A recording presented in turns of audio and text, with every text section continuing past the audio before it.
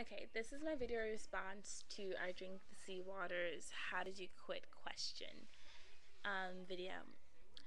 The way I quit was actually after relapse. It was one of the biggest relapse I had after 3 years of not cutting, not, burning. I had a pretty bad relapse.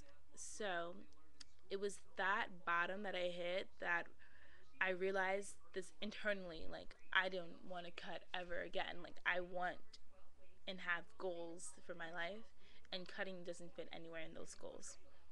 So I made a decision to actively think about not cutting, to talk about how I feel and express the way I feel, and to have supportive family members and friends and tell them, I am struggling and I do need help, and not hold all that stuff in. I also created like this post-it mural wall that I have. It's pretty ridiculous. It's full of quotes and inspirational and motivational quotes that I found online, or I heard, or I read.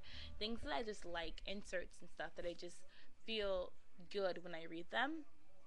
And days that I feel like, I feel like hurting myself, I add to this wall. And just the whole process of finding the quotes and writing them down and getting the post-its to finally stick on the wall is just relieving in a sense, because it's like an artistic way to express myself without having to talk, without having to speak when I don't have any words to say.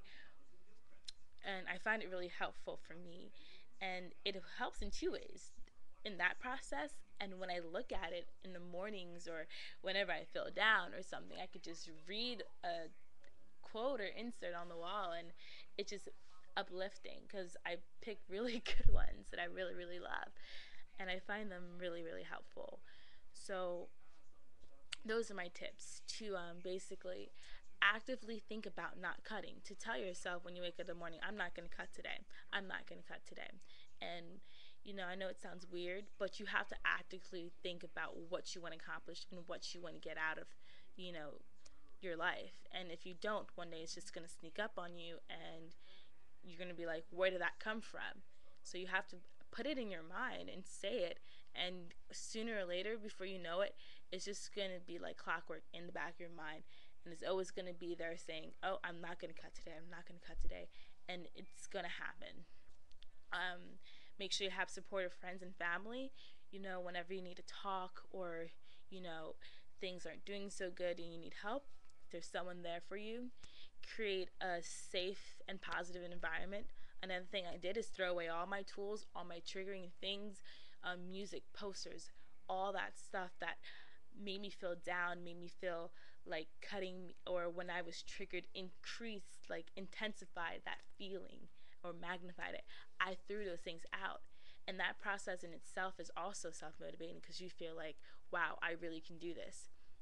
So create a safe environment, a positive environment, have supportive friends and family, someone you can talk to, express yourself, talk about it, don't hide behind those feelings, and do something artistic or something that lets lets you express yourself, like gives you an outlet, like exercise, art, music, whatever your thing is, cooking too, something to allow yourself to be expressive.